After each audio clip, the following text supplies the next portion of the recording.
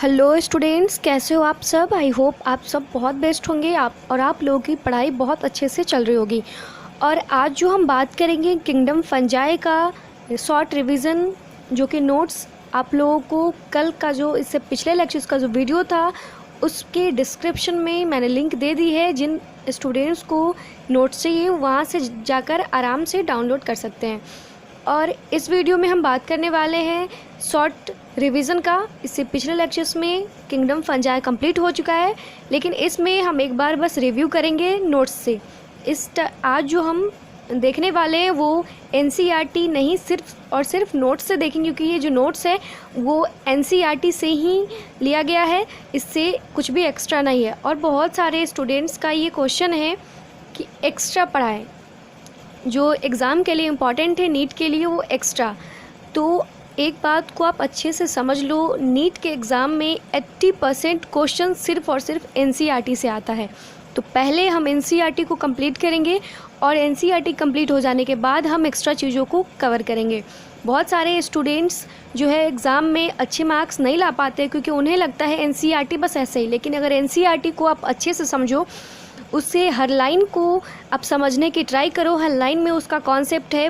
बाहर जो है एनसीईआरटी से मत भागो, पहले एनसीईआरटी को कवर करो, इसके बाद जो भी इम्पॉर्टेंट लगे वो मैं करवाऊंगी। इसलिए आप लोगों को बस पढ़ाई करना है, इधर जो टेंशन है वो नहीं लेना है कि बाहर से क्या आता है एग्ज़ाम में, और बाहर चीज़ों पे कम फोकस करो, एनसीईआरटी पे ज़्यादा फोकस करो। और आप जिस भी टीचर से पढ़ते हो टीचर पे बिलीव करना सीखो। जो भी आपको पढ़ाएंगे कुछ भी ऐसा नहीं पढ़ाएंगे जो आपको काम ना आ सके, आपका टाइम वेस्ट हो। इसलिए आई होप कि आपको ये बात समझ आ गई होगी जो मैंने अभी कहा। तो पहले एनसीईआरटी पे फोकस करें, एनसीईआरटी बहुत इंपॉर्टेंट बुक है, और इसे करने के बाद एक्स्ट्रा जो भी है वो हम करवाएंगे। इसके साथ ही मैं पहले भी बता दी कि जो एमसीक्यू है वो मैं करवाऊंगी एमसीक्यू, लेकिन पहले हम जो है चैप्टर कंप्लीट कर लेते हैं। इसके साथ ही मैं एमसीक्यू भी स्टार्ट करने वाली हूँ उसका सेशन। तो टेंशन बिल्कुल भी ना लें, डिप्रेशन में बिल्कुल भी ना रहें कि क्या होगा नहीं होगा, एग्ज़ाम में बहुत एक्स्ट्रा आता है, वो सब बिल्कुल भी ना देखें। सबसे इम्पॉर्टेंट होता है एग्ज़ाम के लिए कितना पढ़ने से ज़्यादा इम्पॉर्टेंट है क्या क्या आप छोड़ रहे हो, क्योंकि बहुत सारा चीज़ है पढ़ने के लिए। अगर सारा पढ़ते गए तो एग्ज़ाम आपका नहीं निकल सकता है, क्योंकि बहुत लिमिटेड कंटेंट पढ़कर आप अच्छे एग्ज़ाम में कर सकते हो। और वो लिमिटेड कंटेंट क्या है, एनसीईआरटी है। अगर बाहर भागोगे तो आप भागते रह जाओगे, आपको पता ही नहीं चलेगा आप कहाँ गए और क्या आपको पढ़ना है। तो जो एग्ज़ाम के लिए इम्पॉर्टेंट है वो हम करवाएंगे, हम हो या कोई और टीचर हो। जिस भी टीचर पे आप बिलीव करते हैं उनसे पढ़ें और उन पे पूरा बिलीव करें, क्योंकि वो आपको कुछ भी ऐसा नहीं पढ़ाएंगे जिससे आपका टाइम वेस्ट हो और फालतू का टाइम आपका जाए। इसलिए आप आराम से पढ़ें, कोई भी टेंशन लेने की ज़रूरत नहीं है, और जो भी पढ़ रहे हैं उस पर बिलीव करके पढ़ें और बस फोकस होकर अपना पढ़ाई करें। जो भी टीचर आपको पढ़ा रहे हैं वो आपका अच्छा चाहते हैं, वो आपके लिए बहुत मेहनत करते हैं, बहुत हार्डवर्क करते हैं। तो बस अपने फोकस पे रहें और ऐसा एक्स्ट्रा पे ज़्यादा मत भागें। तो चलिए स्टार्ट करते हैं, आपका ज़्यादा टाइम ना लेते हुए, क्योंकि ये बताना थोड़ा सा ज़रूरी था इसलिए मैं बता दी। तो चलिए स्टार्ट करते हैं आज हम किंगडम फंजाई, ठीक है, इससे पिछले लेक्चर्स में। तो चलिए स्टार्ट करते हैं। सबसे पहला किंगडम फंजाई जो है वो यूकैरियोटिक होता है। यूकैरियोटिक का मतलब होता है इनके जो वेल डिफाइंड न्यूक्लियस होते हैं उसमें न्यूक्लियर मेम्ब्रेन प्रेजेंट होता है। इसके साथ ही ये इनका जो सेल वॉल होता है वो काइटिनस होता है, मतलब काइटिन प्लस पॉलीसैकेराइड्स का बना होता है। इसके बाद ये जो है मल्टी सेलुलर होते हैं with loose tissue, all heterotrophic saprophytic या पैरासाइट। जो मतलब फंजाई होते हैं वो हेट्रोट्रॉपिक होते हैं और सैप्रोफाइटिक और पैरासिटिक भी होते हैं, जो कि मैंने डिस्कस कर चुकी हूँ ऑलरेडी एनसीईआरटी के साथ ही। इसके बाद prefer to grow in warm and humid places, ये जो है वो नमी वाले जगह में रहते हैं। Their body consist of long cylinder thread like structure, जिसे हम हाइफे बोलते हैं, और हाइफे के जाल को हाइफे के नेटवर्क को हम माइसीलियम बोलते हैं। मल्टी न्यूक्लिएटेड माइसीलियम को हम सिनोसिटिक बोलते हैं, जिसमें बहुत सारे न्यूक्लियस देखने को मिलते हैं, मतलब मल्टी न्यूक्लिएटेड कंडीशन को हम सिनोसिटिक माइसीलियम बोलते हैं। और जिसमें आपको थ्रेड लाइक देखने को मिलता है वो सेप्टा होता है। इसके बाद symbiotic association of algae with fungi is called lichens, ठीक है। जब अलगी और फंगी का जो अलगी और फंजाई है, आप फंगी बोल सकते हो उसे, उसका जब सिम्बायोटिक एसोसिएशन होता है तो उसे हम लाइकेन बोलते हैं। और लाइकेन जो है बहुत अच्छा पॉल्यूशन इंडिकेटर होता है। Fungi also show symbiotic association with higher plants. जब fungi symbiotic association higher plants के साथ करता है उसे हम माइकोराइजा बोलते हैं। आई होप कि आपको क्लियर हो गया इतना। इसके बाद चलिए नेक्स्ट देख लेते हैं। Reproduction in fungi vegetative means इसमें फ्रैगमेंटेशन, फ्यूजन एंड बडिंग देखने को मिलता है। Asexual reproduction is by spore called conidia, sporangiospore और जूस्पोर, जो कि मैं डिस्कस कर चुकी हूँ। Sexual reproduction oospore, ascospores and basidiospores देखने को मिलता है। इसके बाद fruiting body is the structure which produce spores. The sexual cycle involve the following 3 steps. Fungi में जो सेक्शुअल साइकिल होता है उसमें 3 स्टेप्स होते हैं। पहला प्लाज्मोगैमी, प्लाज्मोगैमी का मतलब होता है fusion of protoplasm of gametes. इसके बाद सेकेंड स्टेज जो है वो आता है कैरियोगैमी, मतलब इसमें न्यूक्लियाई का फ्यूजन होता है, fusion of nuclei of gametes. जो गैमेट्स का न्यूक्लियसन होता है, जो गैमेट्स का न्यूक्लियस होता है उसका फ्यूजन होता है इसमें। लास्ट है zygotic meiosis is result in the formation of haploid spore, और लास्ट में क्या होता है, मियोसिस होता है। On the basis of morphology of the mycelium On the basis of morphology of the mycelium, mode of spore formation and fruiting bodies, fungi are divided into following classes. Basis of morphology के basis पे mycelium का mode of spore formation and fruiting bodies of fungi के basis पे इसे 4 classes में divide किया गया है। पहला जो है फाइकोमाइसिटीज, सेकेंड है एस्कोमाइसिटीज, थर्ड है बेसिडियोमाइसिटीज एंड फोर्थ है ड्यूट्रोमाइसिटीज। ठीक है, इसके बाद हम बात करते हैं पहला फाइकोमाइसिटीज के ऊपर। The mycelium is aseptate and coenocytic. इसमें जो है सेप्टा नहीं देखने को मिलता है, मतलब यहाँ पे मल्टी न्यूक्लिएटेड माइसीलियम देखने को मिलेगा, इसलिए इसे बोलते हैं सिनोसिटिक। इसके बाद asexual reproduction take place by zoospore और बाय अप्लानोस्पोर। जूस्पोर का मतलब मोटाई, अप्लानोस्पोर मतलब नॉन मोटाइल। प्रोड्यूस इंडोजिनसली, मतलब मैं कल डिस्कस करी थी, इंडोजिनसली मतलब अंदर, ठीक है, और एक्सोजिनस का मतलब बाहर होता है। Sexual reproduction is isogamous, anisogamous and oogamous type. इसमें सेक्सुअल रिप्रोडक्शन जो देखने को मिलता है वो आइसोगैमस, एनाइसोगैमस एंड oogamous देखने को मिलता है। इसके बाद एग्जाम्पल्स जो है वो है फाइकोमाइसिटीज का the bread mould, Rhizopus, Mucor और एल्बिगो। ठीक है, इसके बाद हम नेक्स्ट चलते हैं एस्कोमाइसिटीज के ऊपर। एस्कोमाइसिटीज को सैक फंजाई भी बोलते हैं। सैक का मतलब होता है थैला। They are multi cellular mostly, ये ज़्यादातर जो है वो मल्टी सेलुलर होते हैं ईस्ट, लेकिन इसमें एक जो है वो एक्सेप्शन है, वो है ईस्ट जो कि यूनिसेलुलर होता है। इसके बाद सेप्रोफिटिक, डिकम्पोजर्स, पैरासाइट्स और कैप्रोफिलस। ये जो होते हैं सेप्रोफिटिक होते हैं, मतलब डेड और डिकेइंग मैटर पे ग्रो करते हैं, वही उनका फूड होता है। पैरासिटिक होते हैं, मतलब लिविंग प्लांट पे डिपेंड करते हैं, लिविंग प्लांट्स एंड एनिमल्स पे। एंड कैप्रोफिलस का मतलब होता है ऐसा फंजाई जो डंग पे ग्रो करे, ठीक है, डंग पे ग्रो करे, एनिमल एक्सेट्रा पे ग्रो करे। इसके बाद mycelium is branch and septate. इसका जो माइसीलियम होता है वो ब्रांच होता है और इसमें सेप्टा देखने को मिलता है। द असेक्सुअल स्पोर क्या है, कोनिडिया, इसमें जो है वो कोनिडिया देखने को मिलता है। इसके बाद बॉर्न एक्सोजिनसली ऑन कोनिडियोफोर, ये सब मैं बात कर चुकी हूँ already. On germination produce myceliums. इसके बाद सेक्सुअल स्पोर्स आर एस्कोस्पोर, इसमें एस्कोस्पोर जो मैं कल डिटेल में डिस्कस करी थी विथ फिगर के साथ। Produce endogenously in sac like ascus and ascocarp is floating body where asci are arranged. Dikaryotic phase is found, इसमें डाइकैरोटिक फेज देखने को मिलता है। After plasmogamy of gametes dikaryotic mycelium is formed. After some time karyogamy occur in this dikaryotic mycelium. इसके बाद last है वो है basidiomycetes. The mycelium is branch and septate.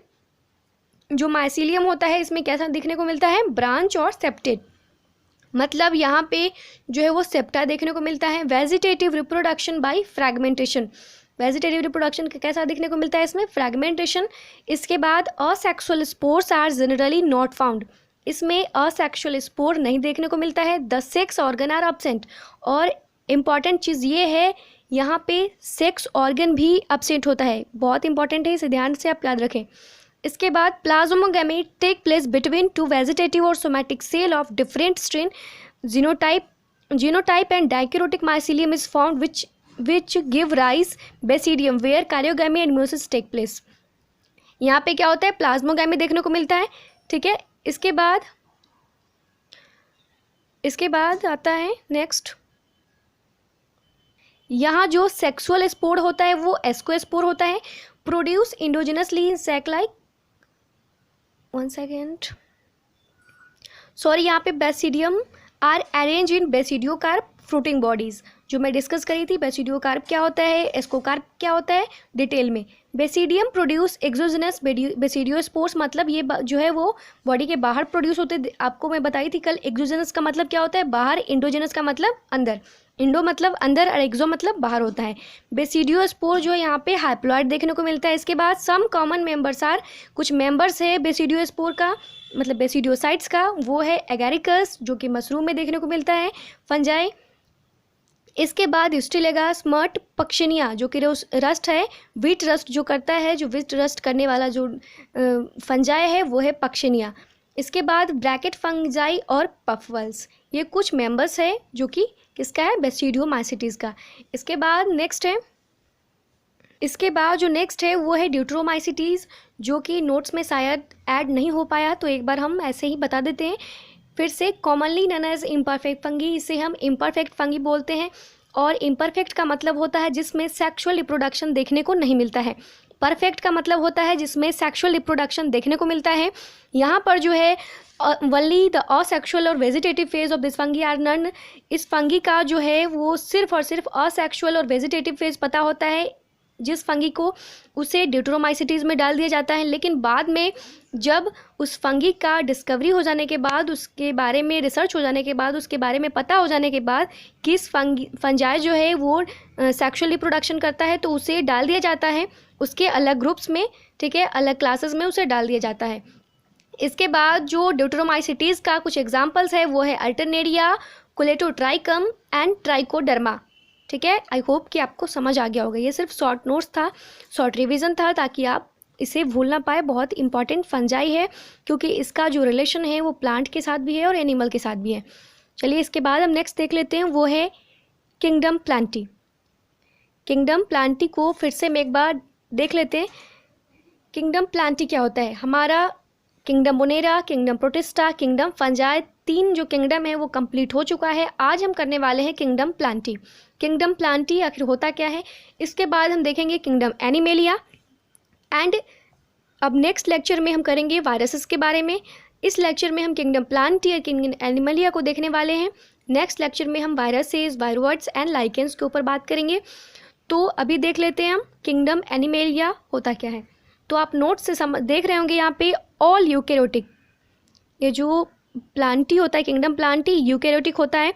Chlorophyll containing organism, eukaryotic का मतलब मैं पहले भी बताई, जिसके यूकेरियोटिक का मतलब न्यूक्लियस में न्यूक्लियर मेम्ब्रेन प्रेजेंट होता है। ये वेल डिफाइंड न्यूक्लियस होता है इसमें, और इसके साथ ही मेम्ब्रेन बाउंड ऑर्गेनेल्स भी होते हैं। इसके बाद क्लोरोफिल प्रेजेंट होता है, ठीक है, क्लोरोफिल की वजह से ये इनका जो लीव्स होता है वो ग्रीन दिखता है। इसके बाद cell wall mainly made of cellulose, इसका जो सेल वॉल है वो सेलुलोज का बना होता है। लेकिन आप लोग जल्दी से बताओ फंजाई का सेल वॉल किस चीज़ से बना होता है। तो फंजाई का जो सेल वॉल होता है वो काइटिन एंड पॉलीसेकेराइड का बना होता है। इसके बाद body organization is tissue organ type, इसका जो बॉडी ऑर्गेनाइजेशन होता है इसमें ऑर्गन सिस्टम देखने को नहीं मिलता है, सिर्फ टिश्यू और ऑर्गन टाइप का देखने को मिलता है। इसके बाद autotrophic but some plants are partial heterotrophs, ये जो है वो ऑटोट्रॉप्स होते हैं, मतलब अपना खाना खुद बनाते हैं। लेकिन कुछ ऐसे प्लांट्स हैं जो हेट्रोट्रॉप्स होते हैं। चलिए उनके बारे में देख लेते हैं कौन से प्लांट्स हैं जो हेट्रोट्रॉप्स होते हैं।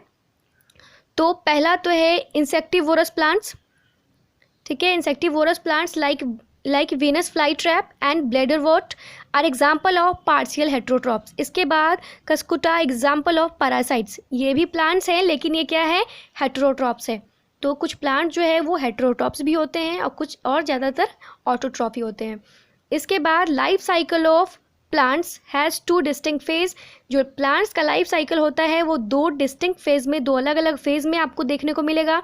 पहला जो है वो आपको यहाँ पे डिप्लॉयड कंडीशन देखने को मिलेगा, और सेकेंड जो है, 1 सेकेंड में आपको समझाती हूँ,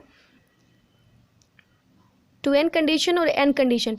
2n कंडीशन इसमें स्पोर बनते हैं इसलिए इसे सेप्रोफिटिक कंडीशन बोलेंगे, और n कंडीशन जो है यहाँ पे ये हैप्लॉइड कंडीशन होता है, गैमेटोफिटिक, क्योंकि इसमें गैमेट्स बनते हैं, इस कंडीशन को हम गैमेटोफिटिक कंडीशन बोलते हैं क्योंकि यहाँ पे गैमेट्स बनता है। और ये जो है वो डिप्लॉयड कंडीशन है, यहाँ पे स्पोर बनता है इसलिए इसे स्पोरोफिटिक कंडीशन बोलते हैं, ठीक है। तो आप यहाँ पढ़ सकते हो the diploid sporophytic and the haploid gametophytic that alternation with each other. ये जो है प्लांट का लाइफ साइकिल इन दोनों स्टेज के बिना कंप्लीट नहीं हो सकता, ये दोनों स्टेज एक दूसरे पे डिपेंड है, तो इसलिए इसे हम अल्टरनेशन ऑफ जनरेशन बोलते हैं। That alternate with each other, this is called alternation of generation. तो आपको समझ आ गया होगा। इसके बाद चलिए नेक्स्ट देख लेते हैं। Plant include algae, bryophytes, pteridophytes, gymnosperm and angiosperm. मतलब प्लांट्स में क्या क्या आपको देखने को मिलेगा, algae, bryophytes, pteridophytes, gymnosperm and angiosperm. इन सारे के बारे में हम डिटेल में पढ़ने वाले हैं, बहुत डिटेल में, चैप्टर 3 में किंगडम प्लांटी में बहुत डिटेल में पढ़ने वाले हैं। तो यहाँ हमने सिर्फ ओवरव्यू देखा कि चैप्टर में हम लोग क्या क्या सीखने वाले हैं, क्या क्या समझने वाले हैं। बहुत इंटरेस्टिंग है प्लांट किंगडम। तो उस चैप्टर में हम लोग डिटेल में देखेंगे अल्टरनेशन ऑफ जनरेशन को। यहाँ पे मैं आपको कंफ्यूज नहीं करना चाहती हूँ, इसलिए उस कॉन्सेप्ट को यहाँ पे मैं डिस्कस नहीं की। सिर्फ हमने देखा कि हम अगले लेक्चर में अगले जो चैप्टर आ रहा है किंगडम प्लांटी, उसमें क्या क्या हम लोग पढ़ने वाले हैं। तो थोड़ा सा हम एनसीईआरटी से देख लेते हैं एनसीईआरटी में क्या लिखा हुआ है इसके बारे में। चलो एनसीईआरटी से देख लेते हैं एनसीईआरटी में आखिर क्या लिखा हुआ है। सबसे पहले किंगडम प्लांटी जो हम लोग देखेंगे, अभी नोट से हम समझ चुके हैं कि किंगडम प्लांटी में आखिर क्या क्या है, और अब हम एनसीईआरटी से देखने वाले हैं। Kingdom Plantae include all eukaryotic chlorophyll containing organism. इसमें सारे यूकैरियोटिक और जिसके पास क्लोरोफिल प्रेजेंट होता है उन सारे ऑर्गेनिज्म को किंगडम प्लांट्स में डाल दिया जाता है। जिस किंगडम में डाल दिया जाता है उसे हम बोलते हैं plants kingdom. A few members are partially heterotrophic, कुछ मेंबर्स जो है वो हेट्रोट्रॉपिक्स होते हैं। मैं डिस्कस कर चुकी हूँ क्या क्या है, such as the insectivorous plants और पैरासाइट्स। वो कौन सा प्लांट्स है तो आप लोग बताएंगे क्योंकि मैं एक बार डिस्कस कर चुकी हूँ। Bladderwort and Venus fly trap are example of insectivorous plant. Insectivorous का मतलब होता है ऐसा प्लांट जो इंसेक्ट खाता है, ठीक है, तो उसे हम इंसेक्टिवोरस प्लांट्स कहते हैं। And Cuscuta is a parasites. The plant cell have an eukaryotic structure with prominent chloroplast and cell wall mainly made up of cellulose. इसका सेल वॉल किससे बना होता है, सेलुलोज से। You will study the eukaryotic cell structure in detail, chapter 8 में आप लोग पढ़ने वाले हैं। Plantae include algae, bryophytes. Plantae में क्या क्या इंक्लूड होता है, क्या क्या आता है, तो एल्गी आता है, ब्रायोफाइट्स आता है, टेरिडोफाइट्स, जिम्नोस्पर्म एंड एंजियोस्पर्म। इसके बाद life cycle of plant has 2 distinct stages जो मैं डिस्कस कर चुकी हूँ। क्या क्या है, the diploid sporophytic and haploid gametophytic. The alternate with each other, the length of the haploid and diploid phases and whether these phases are free living or dependent on others vary among different group in plants. This phenomena is called alternation of generation. You will study further in this kingdom chapter 3. हम लोग detail में पढ़ने वाले हैं, समझने वाले हैं chapter 3 में। इसके बाद चलिए नेक्स्ट देख लेते हैं किंगडम एनिमेलिया को। पहले हम किंगडम एनिमेलिया को नोट से देखेंगे, फिर हम एनसीईआरटी से देखेंगे। तो चलिए पहले देख लेते हैं नोट से। सबसे पहले किंगडम एनिमेलिया जो है हेट्रोट्रॉपिक यूकैरियोटिक ऑर्गेनिज्म होता है। हेट्रोट्रॉपिक मतलब जो अपना खाना खुद ना बनाता हो, दूसरों पे डिपेंडेंट हो। इसके बाद ये मल्टी सेलुलर होते हैं, ठीक है, ये हेट्रोट्रॉपिक यूकैरियोटिक ऑर्गेनिज्म है। इसके बाद multicellular, lack cell wall, इनमें सेल वॉल प्रेजेंट नहीं होता है। इसके बाद store food reserve as a glycogen and fats. ये अपना खाना जो है वो फैट के रूप में स्टोर करते हैं। Their mode of nutrition is holozoic, ठीक है, अपना जो इनका खाना का डाइजेशन होता है वो इंटरनल होता है, अंदर अपना खाना डाइजेस्ट करते हैं। लेकिन यहीं पे अगर डिफरेंस आ जाए फंजाई के साथ, तो फंजाई जो है वो एब्जॉर्प्टिव मोड ऑफ न्यूट्रिशन करता है, मतलब अपना एंजाइम को रिलीज़ करता है बाहर, और जो फूड होता है वो एंजाइम उस फूड को डाइजेस्ट कर देता है। इसके बाद जो फंजाई होते हैं वो अपना खाना क्या करते हैं, फिर से ऑब्जॉर्व कर लेते हैं। They follow a definite growth pattern, मतलब इनका जो ग्रोथ का जो पैटर्न होता है वो लिमिटेड होता है, ठीक है, ये प्लांट्स की तरह अनलिमिटेड ग्रोथ नहीं करते हैं। इसके बाद grow into adult that have a definite shape and size. जो एनिमल्स होते हैं उनके डिफिनिट शेप और साइज होते हैं। इसके बाद higher forms so elaborate sensory and neuromotor mechanism, इनमें नर्वस सिस्टम देखने को मिलता है, एंडोक्राइन सिस्टम देखने को मिलता है। Most of them are capable of locomotion, मतलब जो एनिमल्स होते हैं वो लोकोमोशन करते हैं, वो चल सकते हैं। The sexual reproduction is by copulation of male and female gametes. Mail and female, यहाँ पे सेक्शुअल रिप्रोडक्शन देखने को मिलता है। तो क्या होता है, मेल और फीमेल गैमेट्स क्या करते हैं, एक दूसरे से मिलते हैं और फिर इनका रिप्रोडक्शन होता है। इसके बाद एम्ब्रियोलॉजिकल डेवलपमेंट, तो चलिए एक बार हम देख लेते हैं एनसीईआरटी से। तो यहाँ पे आप देख पा रहे होंगे एनसीईआरटी में किंगडम एनिमेलिया, ठीक है। हम लोग देखेंगे किंगडम एनिमेलिया को, पहले तो नोट से कंप्लीट कर चुके हैं, अब हम देखेंगे एनसीईआरटी से। तो the kingdom is characterized by heterotrophic eukaryotic organism, वही बात जो हमने नोट्स में देखा अभी। ये क्या होते हैं, इनका जो कैरेक्टर्स होता है वो हेटेरोट्रॉफिक होते हैं और यूकैरियोटिक ऑर्गेनिज्म, मतलब इनमें वेल डिफाइंड न्यूक्लियस देखने को मिलता है, न्यूक्लियस में न्यूक्लियर मेम्ब्रेन भी। That are multi cellular and their cells lack cell walls, ये जो है मल्टी सेलुलर होते हैं एंड इनके सेल में जो है वो सेल वॉल नहीं पाया जाता है, एब्सेंट होता है। दे डायरेक्टली और indirectly dependent on plants for foods, ये जो है वो डायरेक्टली और इनडायरेक्टली प्लांट्स पे डिपेंड करते हैं अपने फूड के लिए। डायरेक्टली तो आपको पता है प्लांट्स पे, जैसे कोई फल ले लिया तो डायरेक्टली हुआ, लेकिन अगर हम इनडायरेक्टली की बात करें तो आप किसी जैसे कोई चिकन खाते हो तो चिकन जो है पहले क्या खाया था, पहले उसने प्लांट्स को खाया था, तो ये इनडायरेक्टली हो गया, ठीक है। They digest their food in an internal cavity and store food reserve as a glycogen और फैट, अपना फूड जो है किस रूप में रिजर्व करते हैं, तो वो है ग्लाइकोजन और फैट्स के रूप में। Their mode of nutrition is holozoic, मतलब इनका जो मोड ऑफ न्यूट्रिशन होता है वो इंटरनल होता है, मतलब बाय इंजेक्शन ऑफ फूड, अपना जो फूड होता है वो डाइजेस्ट होता है इनके अंदर, बॉडी के अंदर। They follow A definite growth pattern and grow into adults, इनका जो ग्रोथ पैटर्न होता है वो डिफिनिट होता है, वो लिमिटेड होता है। लेकिन यहीं पे अगर प्लांट्स की बात कर ले तो प्लांट्स का ग्रोथ अनलिमिटेड होता है। That have a definite shape and size आपको प्लांट्स में देखने को मिलेगा। इसके बाद higher forms so elaborate sensory and neuromotor mechanism, जो मैं बात करी अभी। Most of them are capable of locomotion, जो चल सकते हैं ये। इसके बाद इनका sexual reproduction by copulation of male and female followed by embryological development. Salient features of various phyla are described in chapter 4. Chapter 4 में हम लोग डिटेल में देखने वाले हैं एनिमल किंगडम को, और चैप्टर 3 में हम देखने वाले हैं प्लांट किंगडम को।